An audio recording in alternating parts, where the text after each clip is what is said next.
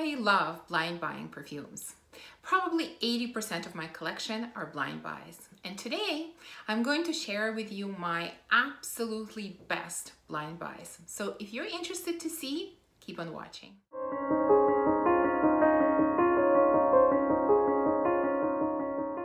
Hi, welcome back to my channel.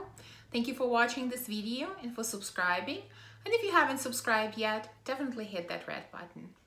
So as I said at the beginning, most of my collection consists of blind buys, and it's for several reasons. One, I don't have an opportunity to go to many places and sample many perfumes, at least the ones that I'm interested in. And two, there is a certain thrill in blind buying. You think you know what you're getting, but it doesn't always turn out as you think it will be. Of course, I don't advocate blind buying. You take risk, but that's just something that I do. And today I've chosen around 10 fragrances from my collection, all blind buys, and these are my absolute favorite blind buys. So let's get started. The first one I'm going to share with you is actually my very first blind buy. When I started getting seriously into perfume collecting, this was the first blind buy, and I did so much research about this fragrance, and I have to say that up to this day, this is one of my absolute favorite fragrances, and I'm talking about Givenchy Angel de Mon Le Secret. I've mentioned this fragrance many times on my channel, and I'm not going to go into all the notes, but basically this is tea, lemon, and cranberry. So you have this beautiful cold tea with citruses and with cranberries. It is very beautiful and very refreshing. It's one of my favorite scents to wear to the office because I find it very mass appealing and very inoffensive. It doesn't have the biggest projection or sillage, which is great for the office, but at the same time, it has good longevity on me. I can still smell it throughout majority of the day. So it is an absolutely beautiful fragrance, still one of my top blind buys, and just in general, top fragrances from my collection. Number 2 on the list is from Jean Paul Gaultier. And it's not La Belle, although that's a very successful blind buy as well. But it's another fragrance from this house, and this is Scandale Uppery. Now, before I purchased this, I sampled the original Scandale, and I liked it, but I found it a little bit too sweet, and that's why I decided to go for the Uppery version, which I have to admit I enjoy a lot more than the original. And this is a simple fragrance. It has honey, pear, and jasmine. Definitely, jasmine comes out very strongly, and honey comes out very strongly. To me, pear is very much on the background. It's more about honeyed jasmine. And I find it lighter and more wearable than the original version, and that's why I absolutely love it, especially in the cold weather.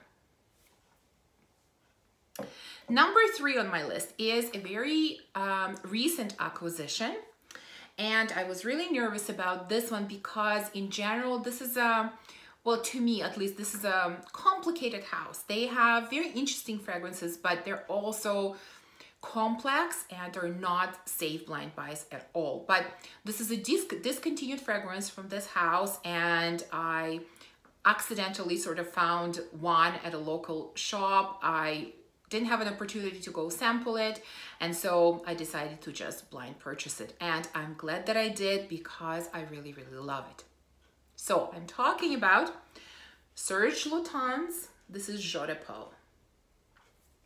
So this fragrance has a bakery type of vibe, and bakery and milky vibe. So it has milk, wheat, coconut, licorice, immortelle, osmanthus, sandalwood, amber, apricot, spices, and woody notes. And this feels like we have a freshly baked loaf of bread, and we're sort of we pull the piece from it, and you have a cold glass of milk, and you're having this freshly baked bread with a cold glass of milk. That's really the association that it gives me. But you can definitely smell, you know, milky note. There is wheat. I think that's why I'm having this association with freshly baked bread. There's a little bit of coconut, and there's a little bit of licorice coming through, and I'm not typically a huge fan of licorice, but it's very nicely done in here, and it's not very prominent. You definitely have a creaminess from sandalwood, and it's a little bit spicy. So this is a beauty. Again, I don't know why it was discontinued. I think this is a gorgeous, gorgeous fragrance and a very successful blind buy.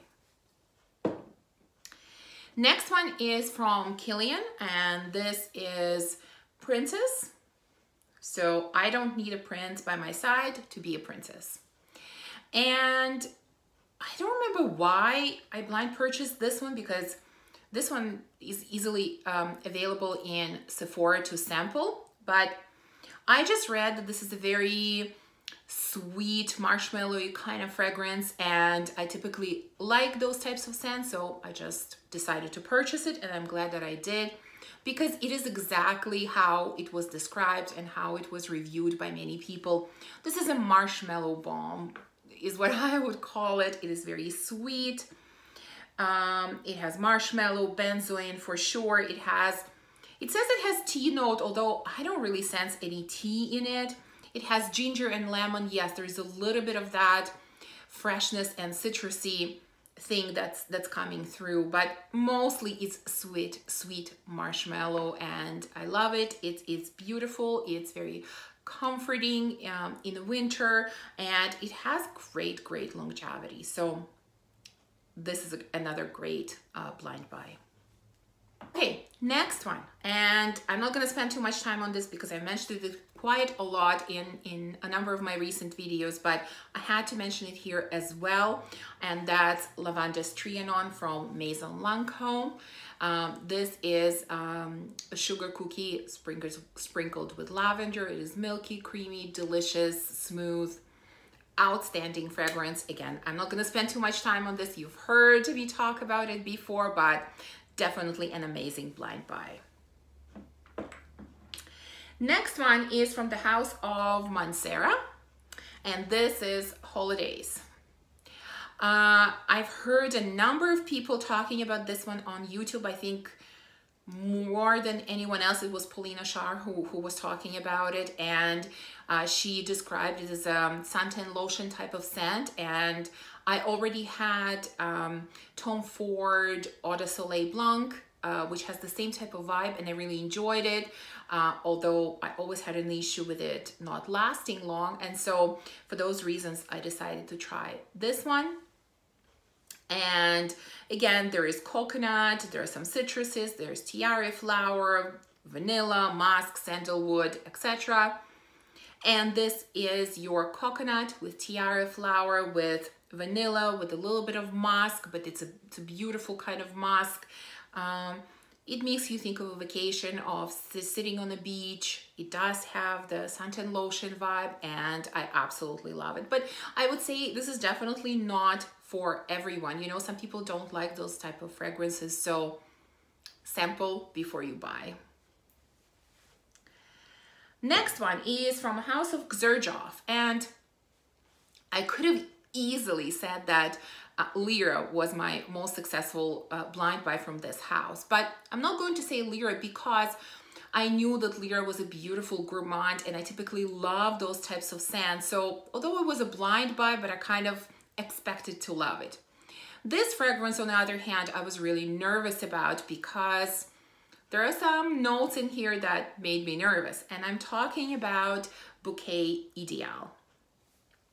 So this has vanilla, sandalwood, it has some spices, it has woody notes, labdanum, musk, tonka bean, and tobacco blossom. And it was the variety of spices and tobacco that really made me nervous, because I'm kind of iffy with spices. In some cases I like fragrances that have spices, in some cases I don't. They have to be not too strong, not too punchy type of spices. And tobacco in general, if it's a strong type of tobacco, I don't really like it. But I was so surprised how much I loved this one. This is a spicy, sweet type of fragrance.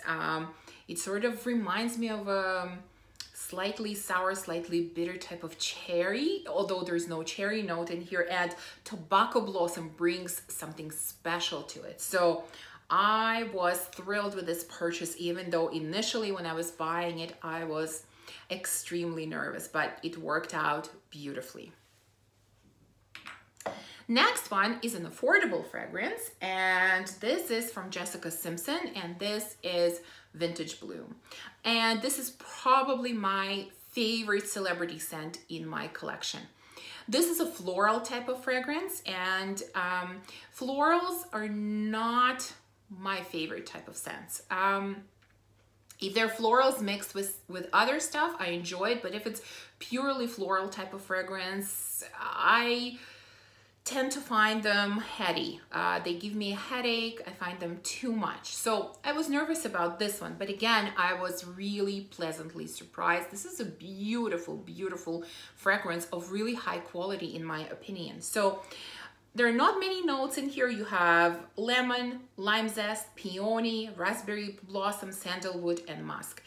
And I think it's because these are not white flowers. I think it's white flowers that typically give me a headache, and I find too overpowering. But in this case, you know, we have peony, we have raspberry blossom, we also have some citruses. So it's a beautiful, light, kind of refreshing, slightly sweet, everyday type of floral. Very, very inoffensive. I think almost anyone would like this. These are easygoing kind of flowers. So again, I was really happy with this blind buy, and I would strongly recommend it if you haven't tried it. Next one is from the House of Tiziana Terenzi, and I mentioned this one originally in my wish list video.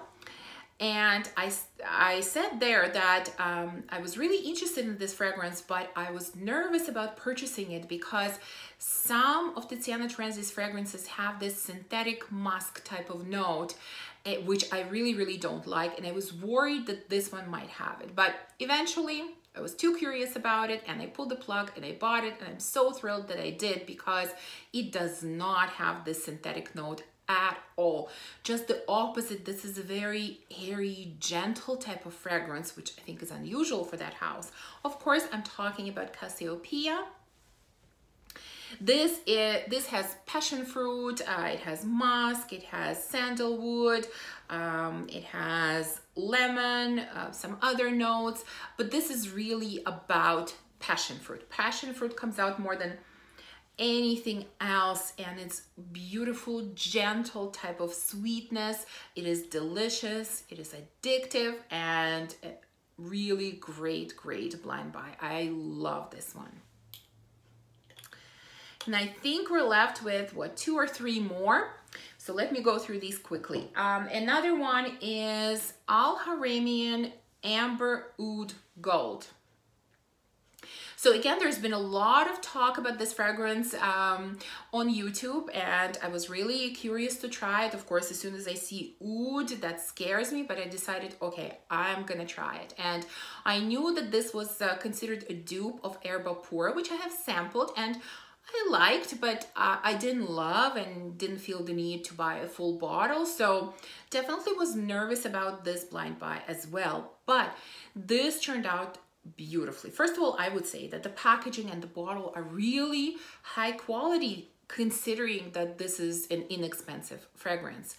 And the scent is beautiful as well. It's a fruity, sweet explosion, and I like it more than the original Herba Pura, and the performance is absolutely outstanding. I have to be really careful with this fragrance because it's very easy to overdo it, but it's a beauty. Yeah, sweet, fruity explosion with a little bit of musk. I don't really smell any oud in this. It is beautiful. Is there even oud in this? I don't think there is oud. It's called Amber Oud Gold, but I don't think there is even oud in this. So this is stunning. Another one that I'm not going to spend a lot of time on because I've talked about it so many times on my channel, but I had to mention it. This was also one of my first blind buys, and that's Van Cleef and Arpels Orchid Veneer. Again, beautiful, sweet vanilla, bakery type of vanilla, sort of a slightly powdery vanilla with a little bit of chocolate, with a little bit of orchid. It is stunning, beautiful vanilla. You know, I love vanilla, so I was not really surprised all that much that I loved this one. It wasn't so much of a gamble, but still it was a blind buy, and this is popular on YouTube for a reason. This is beautiful. And we are down to the last one, which is one of my absolute latest discoveries, and this is absolutely incredible. This is from a house that I've never heard of before, and I can't remember where I actually finally heard about it. No idea. This is called from a house of Jewel at Mad, and this is called Nea. Here's the front. I believe this is a French house, although I really don't know much about it, but after getting this fragrance, I am so curious because this is incredible. So this has dates, it has artemisia, pomegranate, it has jasmine, plum, rose, patchouli, vanilla, benzoin, caramel, musk, tonka bean, a few other notes. This is gourmand lover's dream, but it's very different type of gourmand. Like it's different. One, two, it is very sweet, and it almost crosses the line of being too sweet, but it doesn't really cross that line. It gets close to that line, but doesn't cross it. It definitely has dates. You can smell dates so clearly, and I don't have any other fragrance that has dates as a prominent note. And you feel a little bit of pomegranate juice sort of sprinkled on top with a little bit of caramel, and it also has palm leaf, which brings slight element of freshness to it. It is unbelievable. It is so beautiful, and I could be wrong, but I believe I read somewhere, I heard somewhere that this fragrance won Best Fragrance of the Year a few years back. I could be wrong. If anyone knows, definitely let me know. But this is a stunner. I'm so curious about this house after sampling this fragrance. I think I'm in trouble. But this is absolutely outstanding and one of my top blind buys. So that's it. That's the end of my list. I hope you enjoyed this video, and if you did, remember to give it a thumbs up and subscribe, and let me know, do you do blind buying? I know that I'm not the only one who does it. And what is your most successful blind buy? I will see you soon in my next video. Bye.